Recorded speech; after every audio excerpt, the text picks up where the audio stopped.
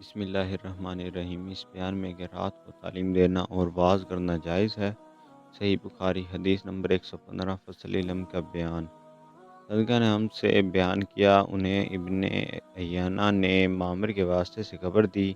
وہ زہری سے روایت کرتے ہیں، زہری ہند سے، وہ ام سلمہ رضی اللہ تعالیٰ عنہ سے، دوسری سند میں عمرو اور یحییٰ بن سعید زہری سے، وہ ایک عورت سے، وہ ام سلمہ رضی اللہ تعالیٰ عنہ سے روایت کرتی ہیں کہ ایک رات نبی کریم صلی اللہ علیہ وسلم نے بیدار ہوتے ہی فرمایا کہ سبحان اللہ، آج کی رات کس قدر فتنے اتارے گئے ہیں اور کتنے ہی خزانے بھی کھولے گئے ہیں۔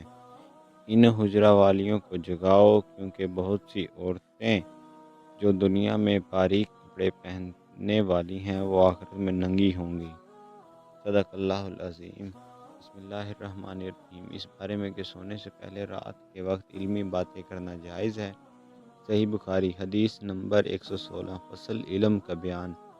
سعید بن غفیر نے ہم سے بیان کیا، ان سے لیث نے بیان کیا، ان سے عبد الرحمن بن خالد بن مسافر نے ابن شہاب کے واسطے سے بیان کیا، انہوں نے سالم اور ابو بکر بن سلیمان بن ابی حسمہ سے روایت کیا کہ عبداللہ بن عمر رضی اللہ تعالی عنہ نے فرمایا کہ آخر عمر میں ایک دفعہ رسول اللہ صلی اللہ علیہ وسلم نے ہمیشہ کی نماز پڑھائی۔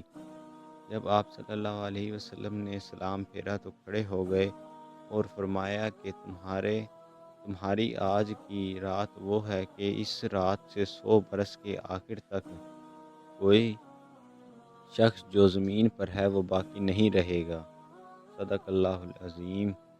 بسم اللہ الرحمن الرحیم۔ اس بارے میں کہ سونے سے پہلے رات کے وقت علمی باتیں کرنا جائز ہے۔